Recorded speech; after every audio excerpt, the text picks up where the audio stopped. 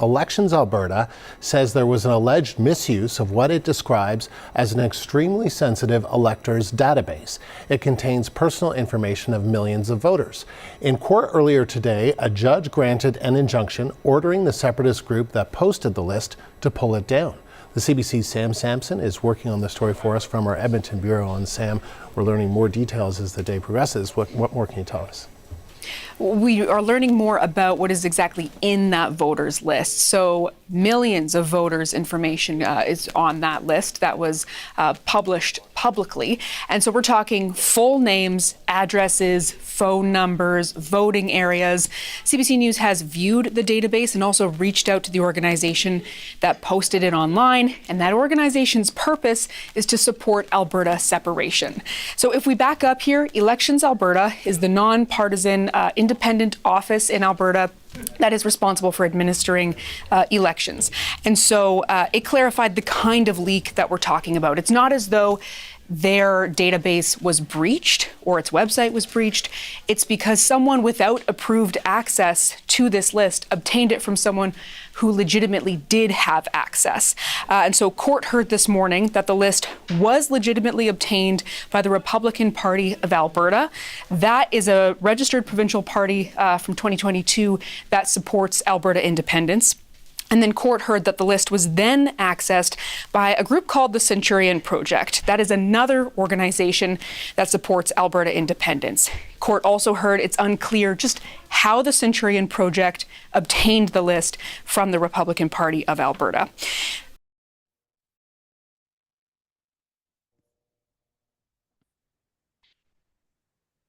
Welcome, everybody, to a long-awaited Bad and Bitchy podcast, because we have not done one in so long, but this one I felt that needed some background and some info from the person who just broke a story about the Alberta separatists basically building a database from our, as in Albertans, electoral information, which should be private, from Elections Canada. So here with me is Jeremy Appel, who, has been doing absolutely great work, showing up in places where others won't, which is how he got this scoop. So, Jeremy, welcome back. If anybody remembers, Jeremy wrote a book on Jason Kenney, and this is all connected, I'm sure, to that book. And you have a new book coming out. So tell us about the new book before we get into the nitty gritty. Well, the new book is, first of all, always great to be here, Erica, and to speak to you. The new book is a sort of spiritual sequel to the Kenney book. It's about Danielle Smith, the current premier, and it's an interesting compare and contrast with Kenney. And I don't do a whole lot of that in this book because I wanted it to stand on its own. But as far as, I mean, I guess in short, I would say Kenney's downfall in the rise of Danielle Smith is really emblematic of the rise of a sort of old neoconservative, neoliberal fusionism on the right, the conservatism of Ronald Reagan and Ralph Klein and Mike Harris, Jason Kenney, George W. Bush, Margaret Thatcher, what have you, in the rise of what I'm calling corporate authoritarianism that you're seeing from Donald Trump, from Danielle Smith, from Doug Ford, Mark Carney, Keir Starmer, and this sort of new consensus that has morphed out of the old neoliberal consensus, in which the state isn't just being used to benefit private interest, as was the case under neoliberalism, but is being fused with private interest and is increasingly indistinguishable for them. And it's more authoritarian and it's also more populist, right? So you have a charismatic leader, and Danielle Smith is a very good example of this, who um, positions herself as the authentic voice of the people, um, who is tearing down these institutions that have already been hollowed out by neoliberalism and then rebuilding in their place institutions that are loyal to her party, to her base that got her into power, and the corporate interests that she served directly as a corporate lobbyist before she returned to politics in 2022. So is that how she's using this separatist movement then? Like, how does before we get into that, let me just say, um couple notes. We've had, when it comes to the separatist movement, we've had sort of separatist sort of flare-ups in the past. If you think of the national energy policy and the Reform Party, and who eventually actually got into power. So my thing is, you got what you wanted. What happened? Um, and so I guess my question is, within that context, how does Danielle Smith use um, separation or the threat of separation to further those goals of Yeah, well, corporatism? there a couple of things there, and that's a very good question. And I would say, first and foremost, we have to look at her base and the people that brought her to power, and go back to Jason Kenney's downfall. So Jason Kenney, I mean, people now are doing a bit of historical revisionism and just talking about it was his mismanagement of the pandemic, um, which he tried to please everyone by resisting imposing restrictions until case counts were just out of control, and then reluctantly imposing the bare minimum of restrictions with exceptions that just didn't make any sense and didn't please anyone. And I mean, that is part of the story for sure. But you Right. also have to look at the Western alienation that Kenny has always um, been an emissary of, going back to the Reform Party, right? And this idea that Western Canada in general, and Alberta in particular, is being so hard done by the federal government. And this relates mostly to oil and gas, right? Hmm. And the politics around that. You can go back to Pierre Elliott Trudeau's national energy program, which people in Alberta remember, leading to lots of layoffs in the patch, which was true, They will because never forget that, by the way, right, ever. and but their understanding the complete story isn't being told, because Mm, the purpose of the national energy program was to encourage Canadian consumption of Canadian energy, right? And so what it did was it taxed exports to incentivize domestic consumption of Canadian oil. It put a cap on oil prices to make it more affordable for Canadian consumptions. And the part that people like to leave out is it also had a guaranteed floor. So when prices were low, oil and gas would be subsidized, and when it was high, their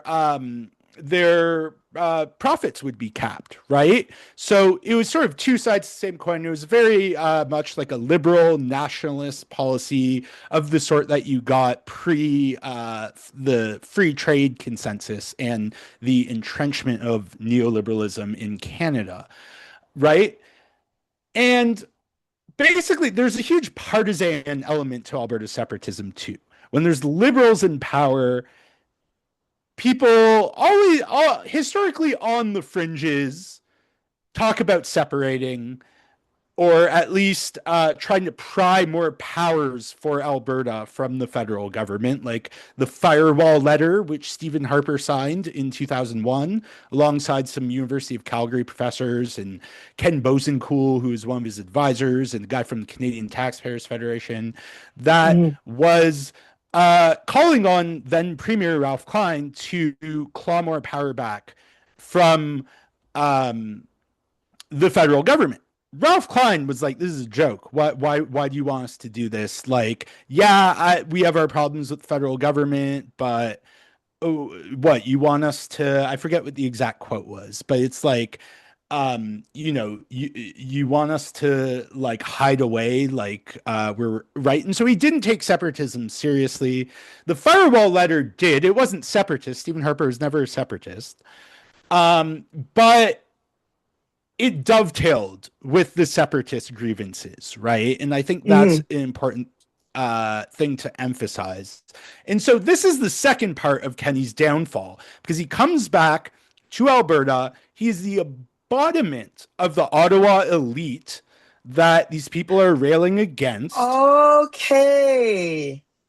And Okay. he starts talking about how poorly Alberta is being treated. He talks about equalization and sort of spreading some disinformation about it, about how like Alberta gives money to Quebec, which no province gives money to other provinces under equalization. It's the Mm-mm. federal government takes income tax revenue from across the country, a portion of it, and gives it to provinces that um, have less fiscal capacity, like Quebec, like the maritime provinces, right?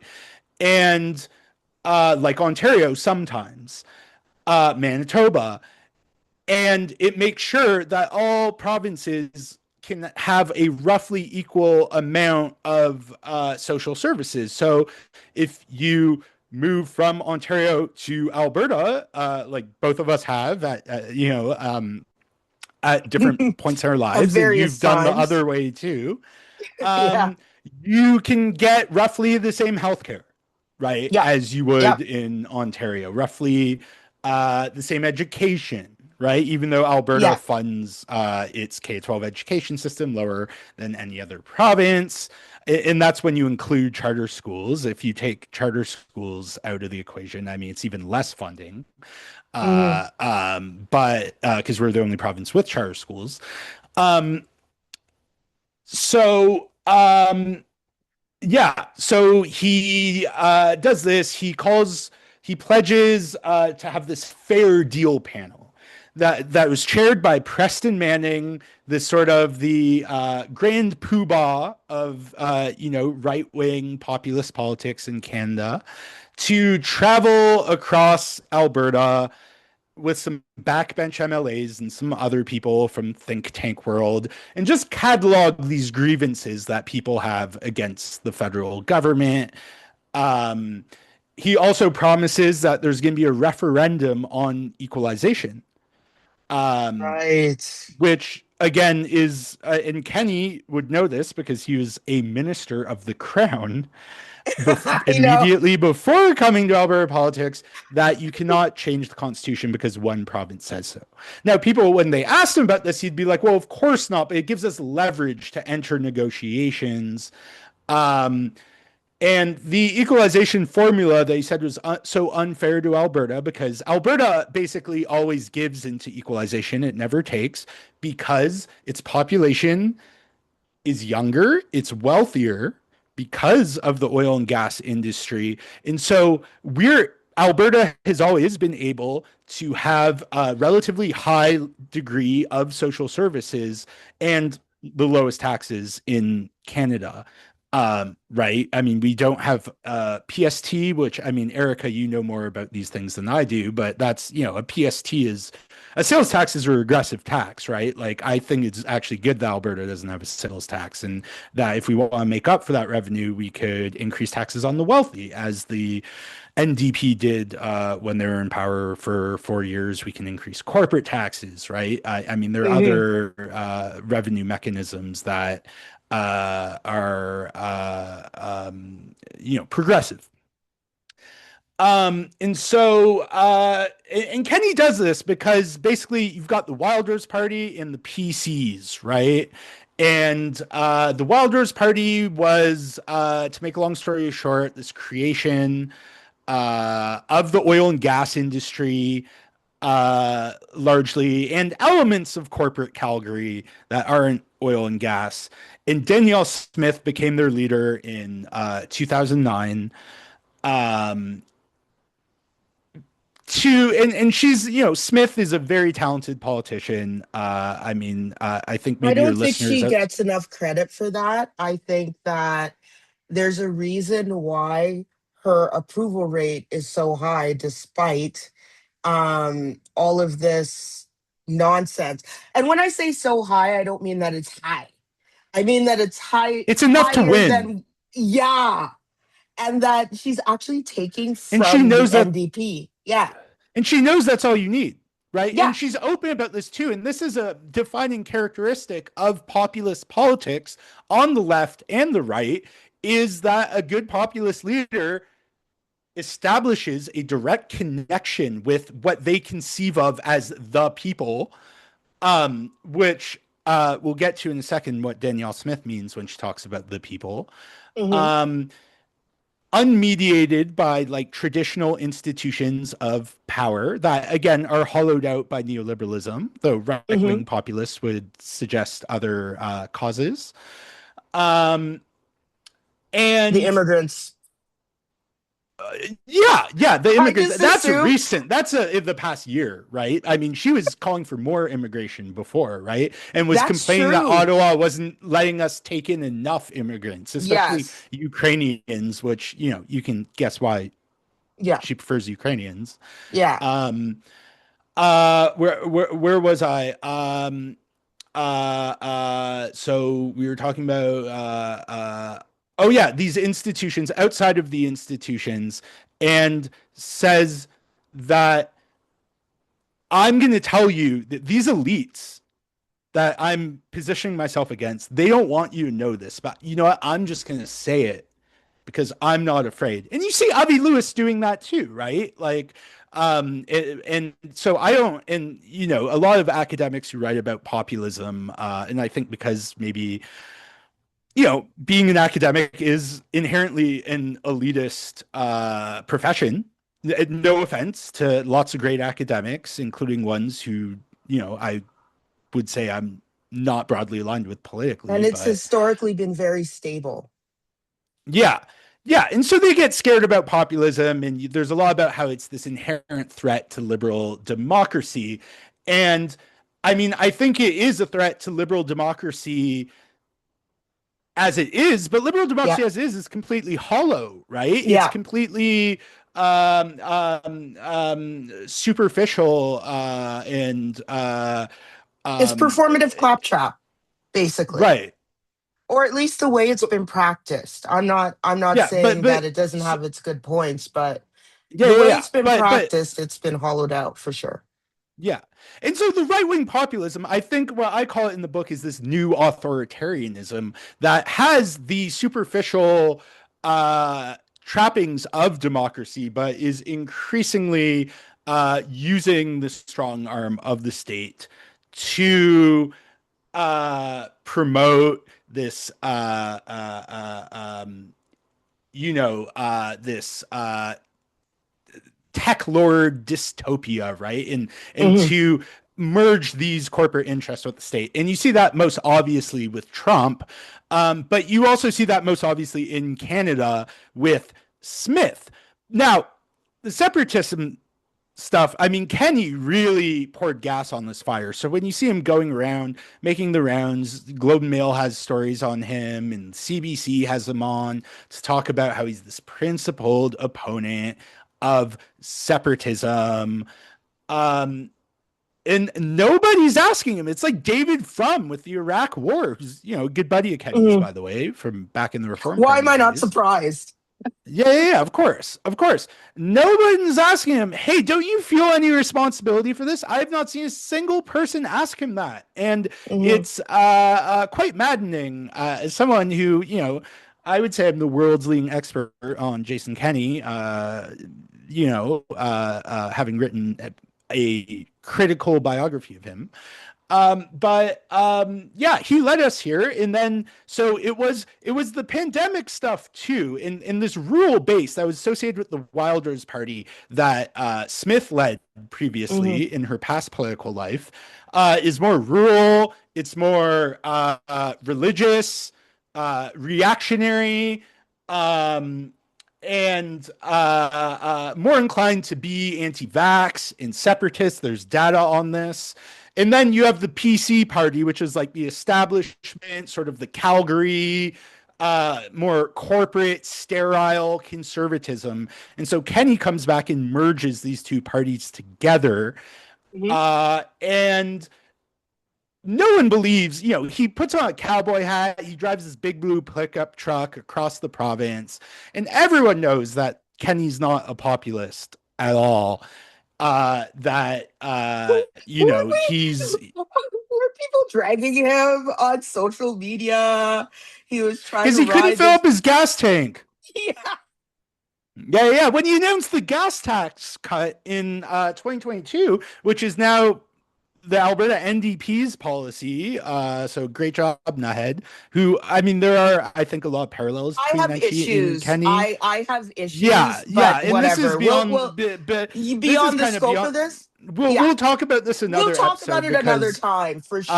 there is a lot to critique. And I mean, so part of the space does have, if I mean, aren't necessarily separatists, but certainly separatist curious, right? And so Kenny merges the space. The pandemic comes, and there are two frustrations with this space. First of all these pandemic restrictions that people feel are just being imposed by these urban elites on them, and that if we just Yeah. let our communities do our own thing, it's sort of this populist libertarianism that Smith used to really brand herself as. You don't hear her call herself libertarian much anymore, interestingly. Um, and then the with and then there was and then with that was also the fact that Kenny was clearly with the Fair Deal panel, with the equalization referendum, which passed with a significant majority, but these were during municipal elections in 2021. There were no polling stations on First Nations reserves.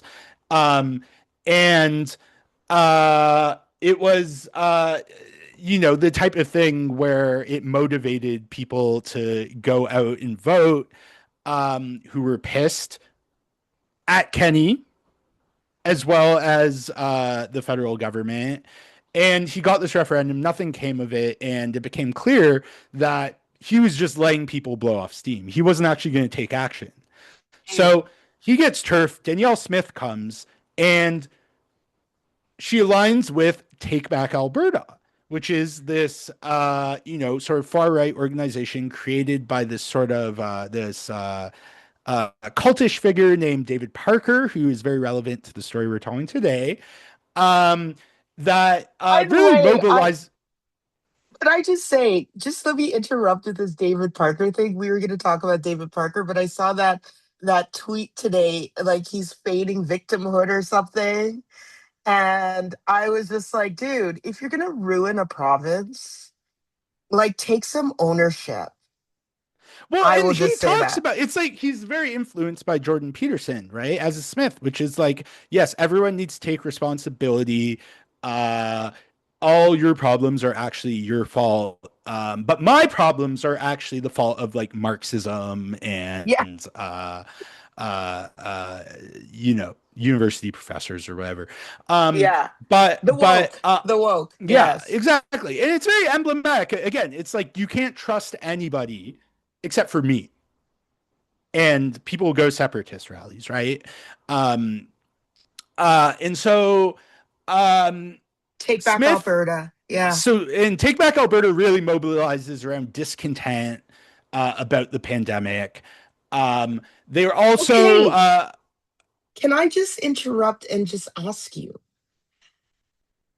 how connected is the truckers convoy and what you're talking about here? Do they intersect? Oh, and at very what much so. point? Very much so. And So a lot of these okay. separatists, so Take Back Alberta's focus was on public health mandates, privatizing healthcare, and like conspiracy theories about voting tabulators, right? That Mm. was their big focus. Um, but and Parker recruited at the Coots blockade. That was a huge recruitment Okay. drive for him. And a lot of these guys around the Coots blockade Mm. were separatists and became separatists. Mitch Sylvester, who is leading the Alberta Prosperity Project in Stay Free Alberta, which I think is some weird legal thing. I mean, they're essentially the same thing. He's the guy going around and collecting signatures for the petition, which was due yesterday, but they have a court, they have the First Nations were granted a stay in court against the signatures being counted until the judge can rule whether they can actually have a citizen initiated petition on a separatist referendum. Mm. Mitch Sylvester was a Take Back Alberta organizer who was radicalized Mm. by the pandemic. So there's a huge overlap between separatists. Tamara Lich, another person who's a separatist now, was a separatist before, and she was, sort of the leader. She's from Medicine Hat, actually, of the Freedom Convoy, right? So huge overlap between the two. And there's a great paper that came out. It was actually some academics from York University wrote it. um, that I would highly recommend because it does a good job. It focuses on Take Back Alberta, and it sort of ties together this religious fundamentalism, this sort of what it calls extractive populism. So this conflation of the oil and gas industry, both workers and like CEOs, with the people of Alberta, and um,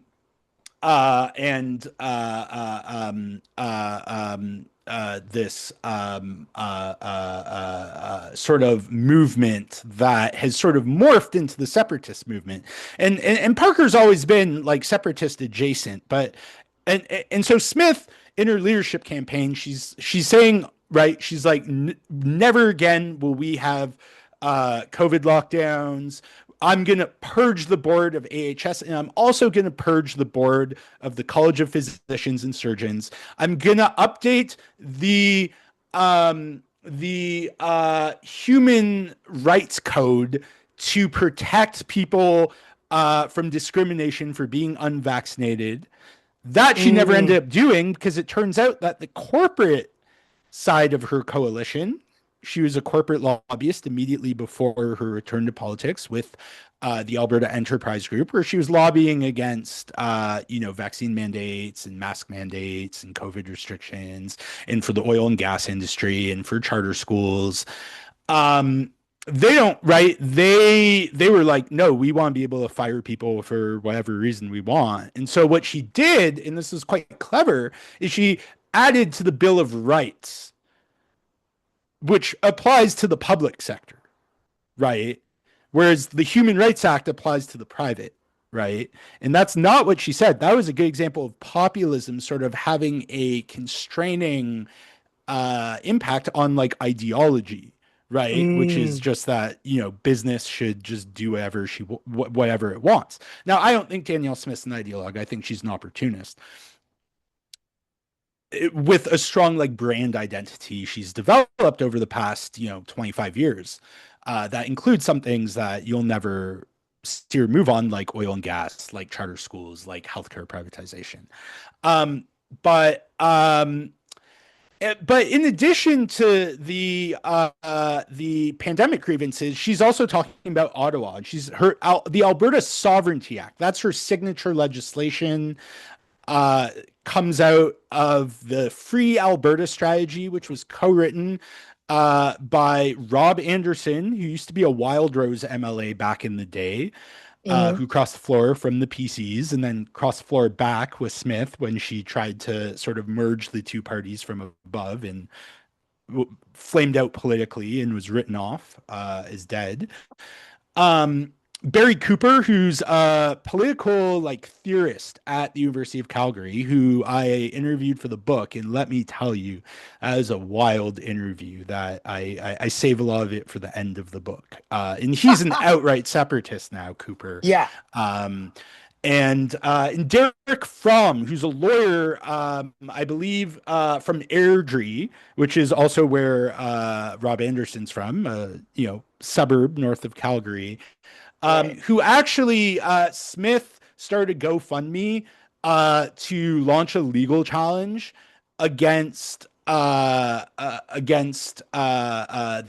College of Physicians and Surgeons to get them to allow doctors to prescribe ivermectin and hydroxychloroquine and all these bogus COVID treatments.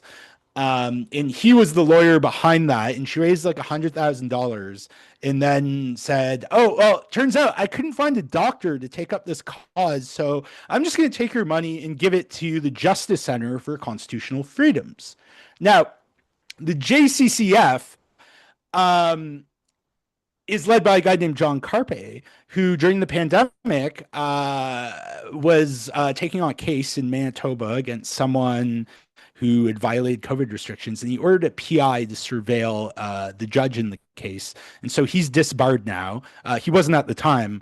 And he was a Wild Rose candidate back in the day, right?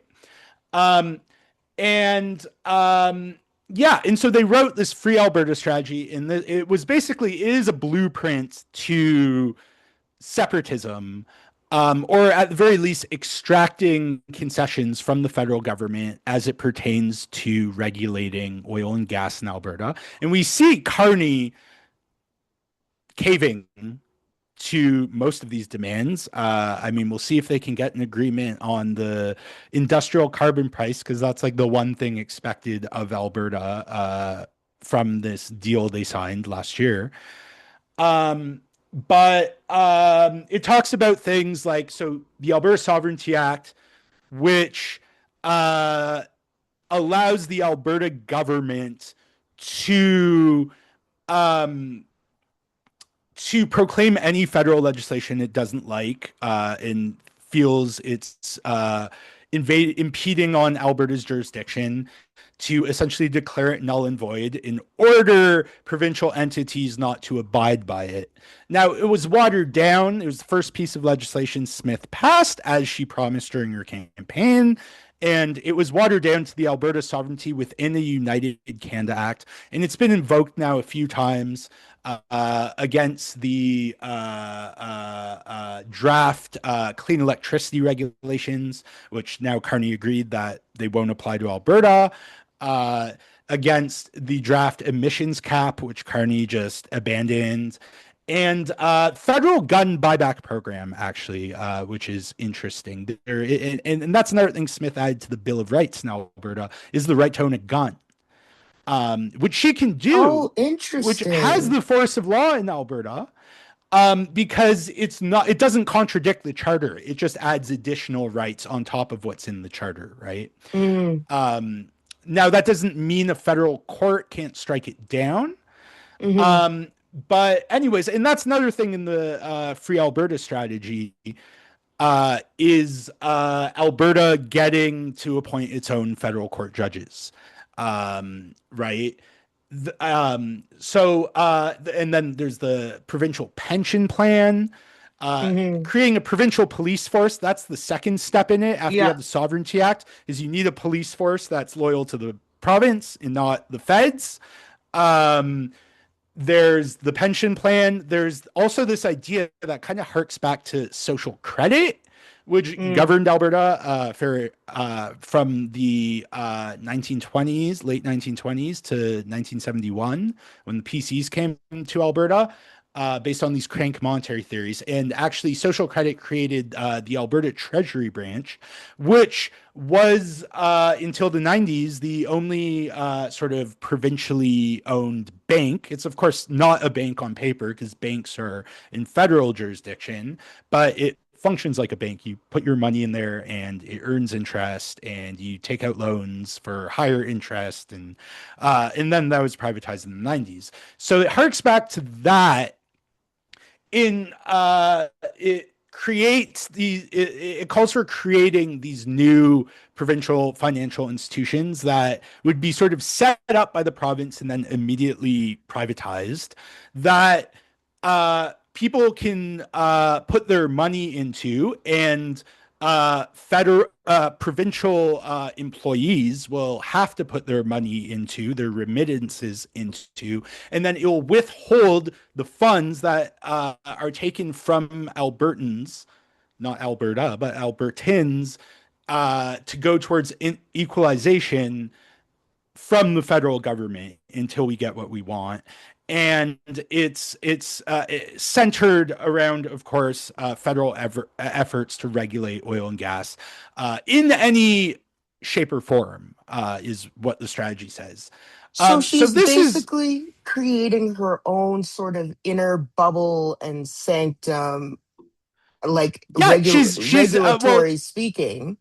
to use Um, to use the language of the letter that Harper and others wrote to Ralph Klein in 2001, she's building firewalls, right? right. And it starts Okay. with the Sovereignty Act. Now, the pension plan is so unpopular, and it's unpopular with the demographic that usually votes for the UCP, seniors, that Mm-hmm. they've shelved it for now. Mm-hmm. They tried running these ad campaigns and these bogus surveys that were Mm-hmm. totally loaded, and still they tried to hide the results from Matthew Black at the Edmonton Journal, who's like a Foyt master. And finally, it took him 2 years. He finally got the survey results, and 10% of Alberta supports pension plan. That's lower than people who support separating, by the way, which is Yeah. stuck at 27% over the Yeah. past year. And so Smith has basically, and you talk to separatists, a lot of the big egos, the David Parkers, the Jeffrey Raths, who's this separatist lawyer who used to be a First Nations constitutional lawyer who owes a lot of money to some First Nations in Alberta. I'll leave it at that. Um, they're sort of exasperated by her. They don't think she's done enough to facilitate separatism, right? Mm. But you talk to But a lot of the rank and isn't, file separatists, because most oh of the yeah. UCP membership are separatists, right? Okay, so this is According to another thing polling, and too. people, polls schmaltz, but it's from Janet Brown, who is sort of the most reputable pollster in Alberta, who is Right. very rigorous.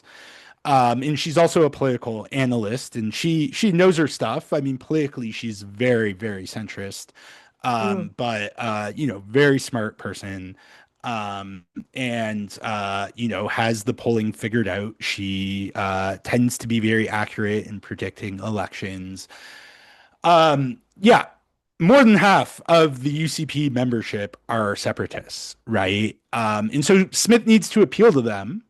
Okay. Um, and the Sovereignty Act, and what Smith is so good at is taking the demands of the far right, sort of her base, these people who she appealed to become party leader, moderating them a bit, and then communicating them to the broader public, to people in the suburbs of Calgary who are like right leaning, don't love the separatist stuff because they're corporate types who want stability in markets, Mm-hmm. and they might be socially progressive, um but sort of Fiscally taking these positions, conservative. yeah, Yeah. in selling them as this prudent middle ground. That's just common sense. And you have She's an extremists on the excellent far. communicator, by the Yeah, way. yeah, she's so good. One of the best in Yeah. like Canadian history, I would say. Yeah. Certainly in Yeah. my lifetime. I don't know if there's a better one. And that's sort of her superpower. And to make certain people who she wants to vote for her, feel like they're being listened to, right? People who feel Mm-hmm. neglected, like people on the religious right, like separatists, like Right.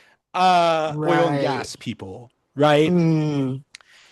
And so Yeah, and so Parker, the leader of Take Back Alberta, is like a hot shot in the early years of Smith's premiership. Take Back Alberta, seizes the party machinery. Again, somewhat like you, more aggressive than what you see Avi Lewis's people doing on the left. They took over the party executive, which wasn't expected. Lewis was expected to win, but his people weren't expected to actually take over the executive from sort of the labor establishment, which it did. Still haven't fired executive director or national director Lucy Watson, Yeah, I see um, that. who is very much an establishment figure. I think they'll do it. They're just waiting because Yeah. there's still internal resistance to Lewis, right?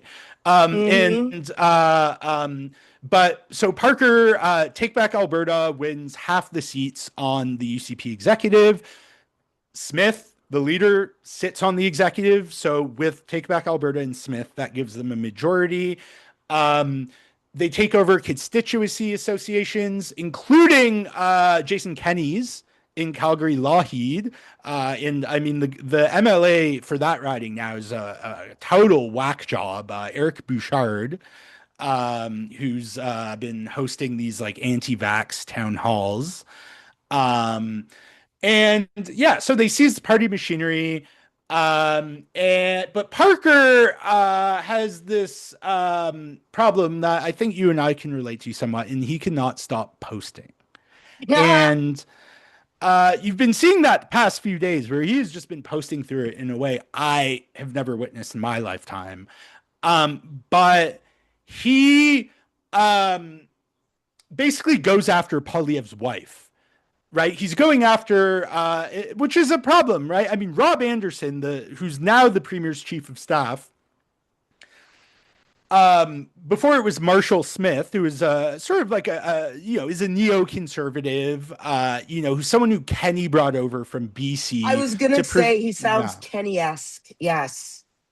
Yes. Yeah, and he's the guy involved in the allegedly the healthcare procurement scandal. He's the guy who the former CEO of Oh, HS right. alleges pressured Right. her into uh, accepting these ridiculously priced contracts for private surgical facilities.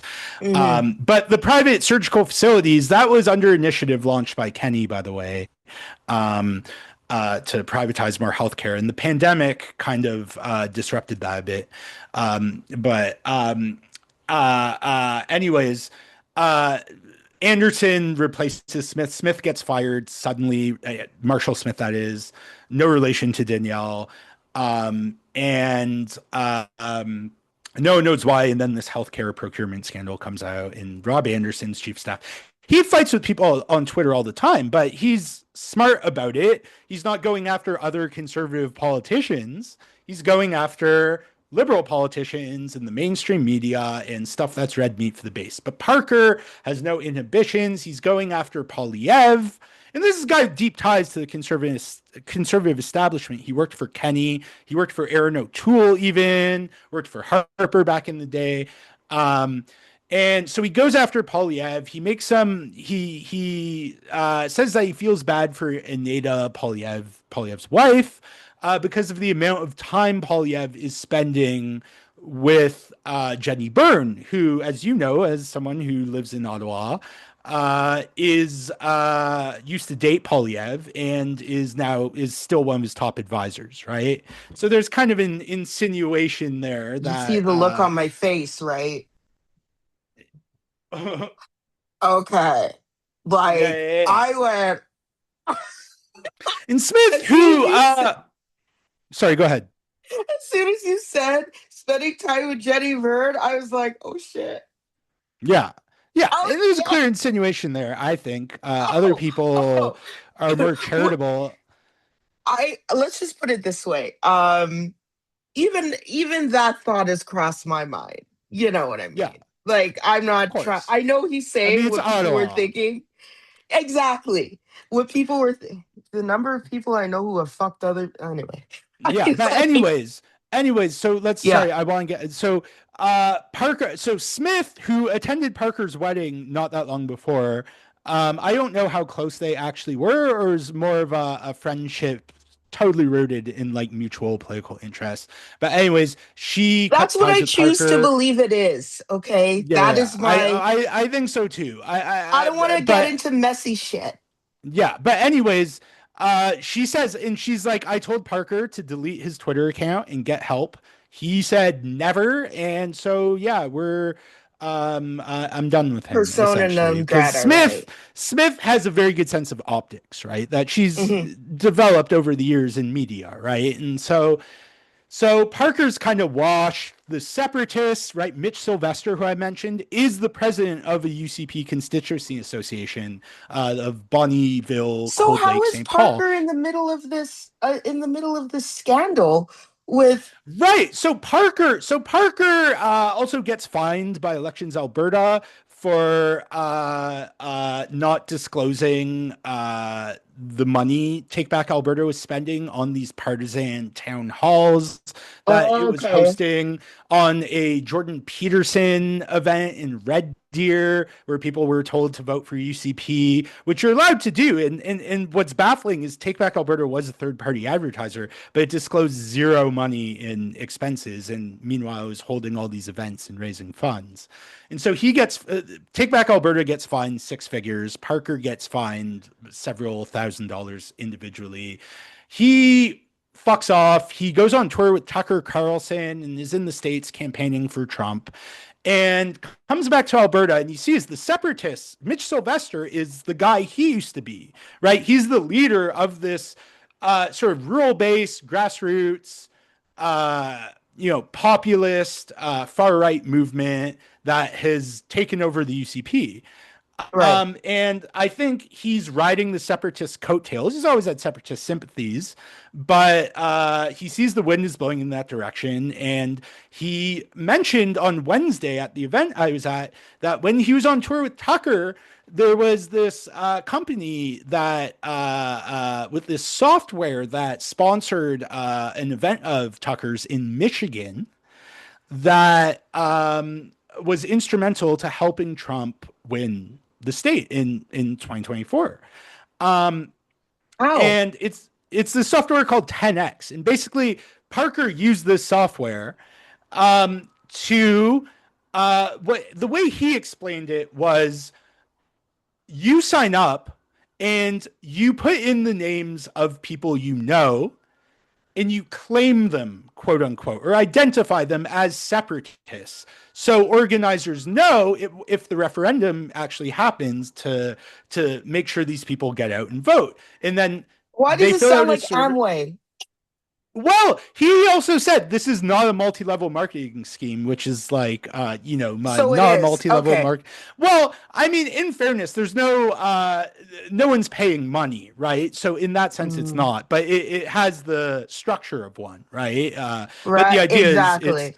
so I hear this at this event and I'm still not quite clear what it is. It was kind of confusing, but I was like, I wonder what the private, because he also emphasized the people you identify, I don't Mhm. know who they are. I don't get their identity. No one sees their identity but you. All I see is that you've recruited X amount of people. Right. And so it's like an accountability mechanism he described it as.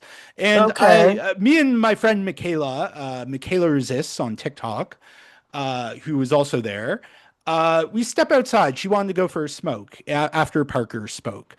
And Anybody so, would. yeah, for real. And so she's hacking a dart, I'm vaping, and we're just trying to figure out, like, and I'm thinking about the privacy implications of what he's saying. The fact they emphasize, look, I can't see the data that you're gathering. He even said it's your responsibility, not mine, which was also very interesting uh, Mm. choice of words. Then we see some cop cars roll up, and we're like, what's going on here? What? And turn around, and there's a guy from the Elections Alberta lanyard talking to Tim Hoven, who's one of the co-founders of the Centurion Project. So what's called, by the way. I It's was going to essentially this ask app. you this. So let me recap here. So this multi-level marketing, which is not multi-level marketing but looks like it. Um, this identifying 10 other people, that in itself is the Centurion Project using Yes, that software. yes, yes. Okay, got it. Yeah, it's Okay, not. got it. And that's what Parker was saying is, oh, there are all these separatist organizations and we all work together. And now everyone is, of course, saying, no, no, no, we have nothing to do with the Centurion Project, even though Jeffrey Rath, the separatist lawyer, was tweeting that people should use this. Anyways, the Elections Alberta guy says, yeah, we're here. We sent a cease and desist. Uh, we emailed a cease and desist yesterday to Jordan Parker. Now, David Parker's middle initial is J. I don't know if it's Jordan. Mm, But given that he's been in trouble with Elections Alberta before, I would not be surprised if he was using his middle name in a mm, clever by half scheme to evade detection. Um, and he's like, we have reason to believe that the database that you're using, and Parker did not use the word database on stage, and that's when it's clicked, is the list of electors. The list of electors can only be possessed by political parties, um, or like in candidates, MLAs, constituency associations, but on a local level. The province-wide list of electors is just political parties that can have it, right? And he's like, we're not trying to shut this event down, but if you're going to do a demonstration up there of how this works and you're going to access the list of electors, don't do that. And I was just like, holy smokes. Now that's a fucking story. And so Michaela records the video. She agreed kindly to share it on TikTok after my story dropped, and she sent me the video. I grabbed a photo of the Elections Alberta investigator talking to Hoven and with some cops surrounding him and some separatists. And I go home and I write this story. And as I'm working on it, I see on Twitter Thomas Lukazik, the former PC deputy premier, who's become sort of a federalist organizer figure with a group called Forever Canada, tweets out, hey, I just heard that the separatists look like they've gotten the list of electors, which only belongs to political parties. And I was just like, fuck, Lukazik, you beat me to it. But he didn't have details that I had because he wasn't there. So I write this story frantically, schedule it for 7 a.m., and I'm like, this is going to be big.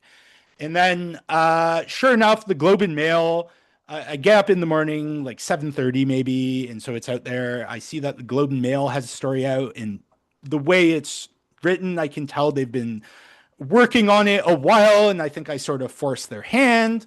Then my friend who mm. works at the Canadian Press is like, oh, I think Elections Alberta are in court this morning to get an interim injunction against the Centurion database. Sure enough, it was. And yeah, just sort of all hell breaks loose. Um, and the interesting thing, and so I noticed when I was writing the story, right, and they're being accused of violating a law. So I looked up the legislation to read it and see the relevant section, make sure I have all my facts straight, and and um, I noticed a section in the legislation that I was like, I should probably include this in my story because it's interesting. And it says that the chief electoral officer is allowed to put fake names of voters on the list to identify if the list is given to someone who's not supposed to have it.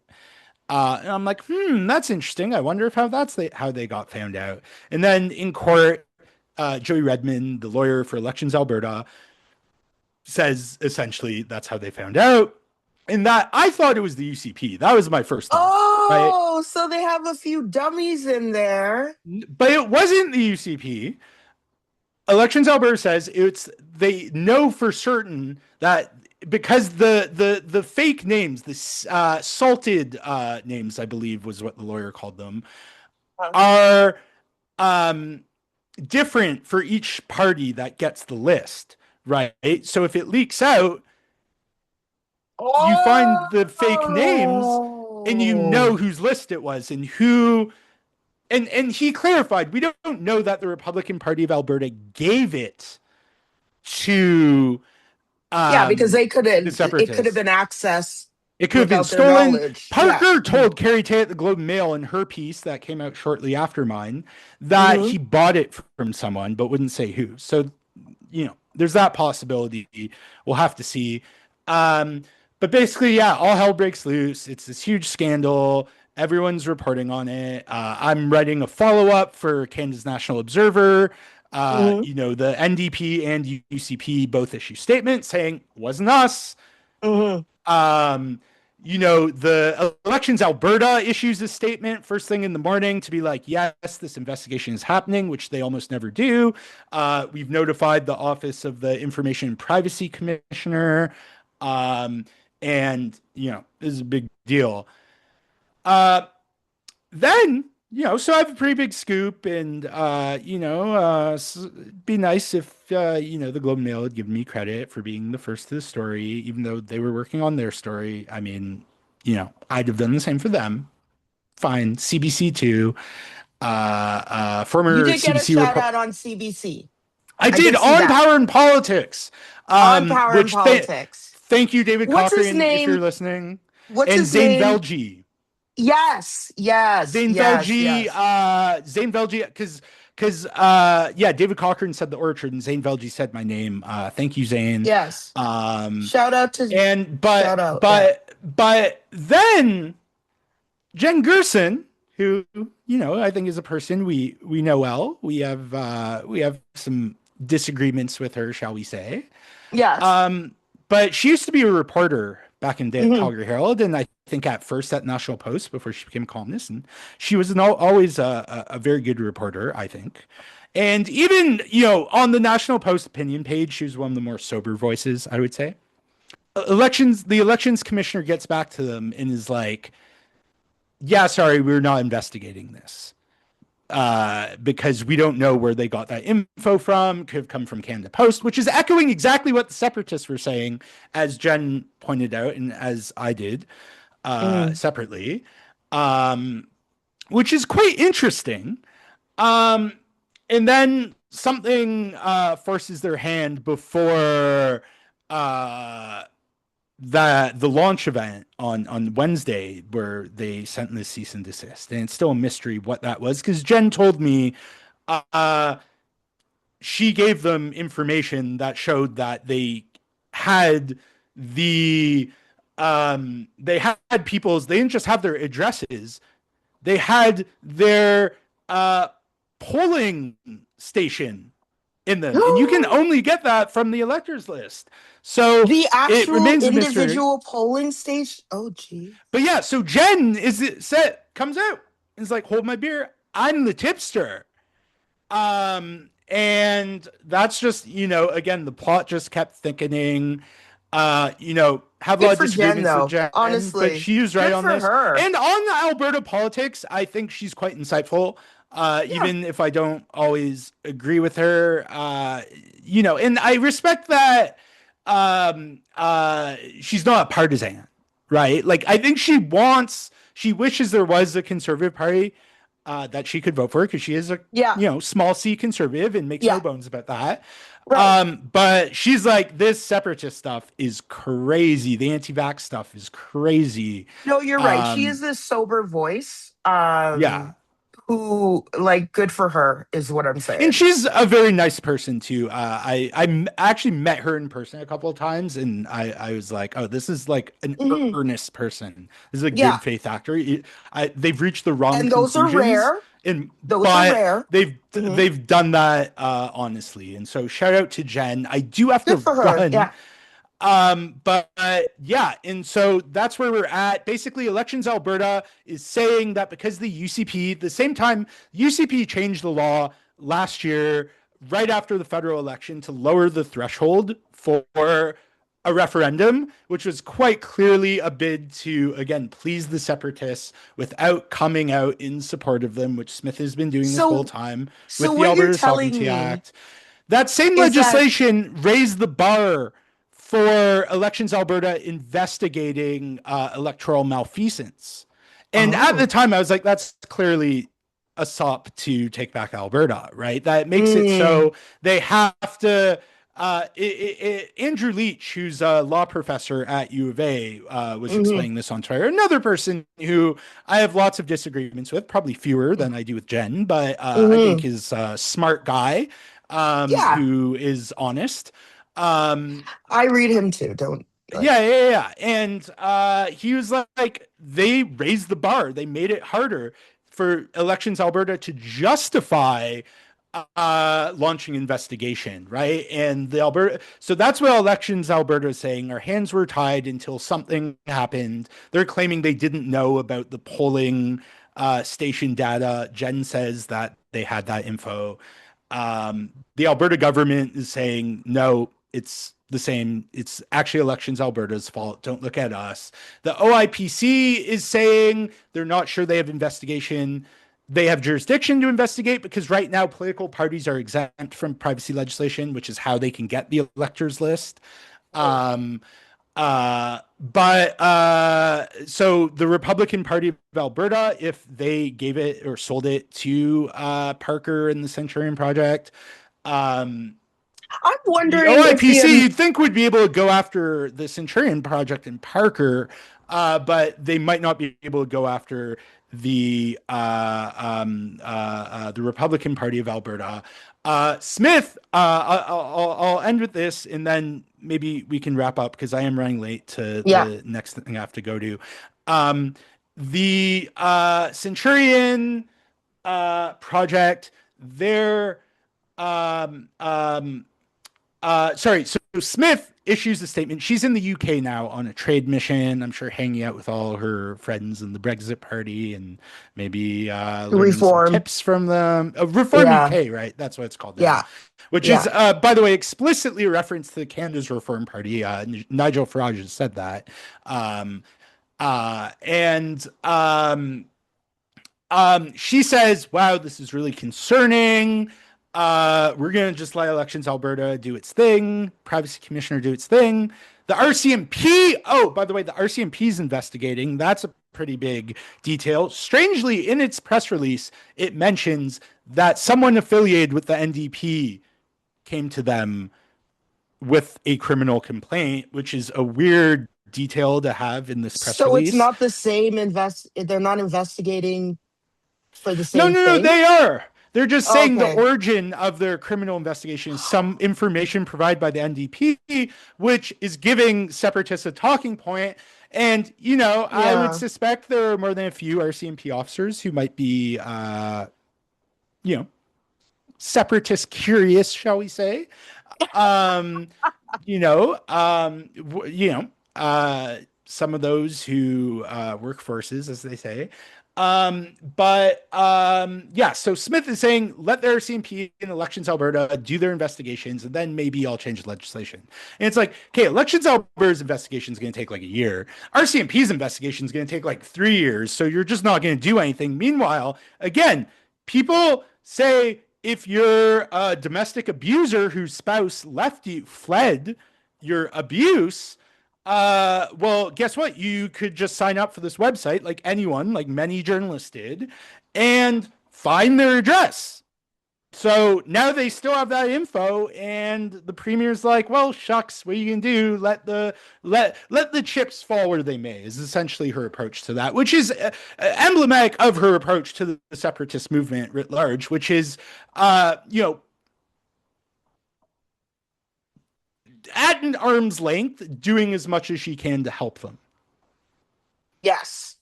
Yes, it seems so. And So I think that we she could continue her firewall building and consolidate power. exactly, and that's what it's all about to her, right? This is an Hmm. instrument that she's using to consolidate her own power. Hmm. Um, yeah, and I have to leave it at that Yeah. because I am running late. But always great to talk to But you, thanks for Erica. hanging out. Yeah, no, it was great, and I wish this was a longer episode because I could go on for another No, no, hour. no. We'll do But this again. Don't worry about it. we'll do it We will again do. soon. You know what we're going to talk about? The NDP. Let's talk about the Alberta NDP because I Let's think, talk about the Alberta NDP. Yeah. yeah, yeah, yeah.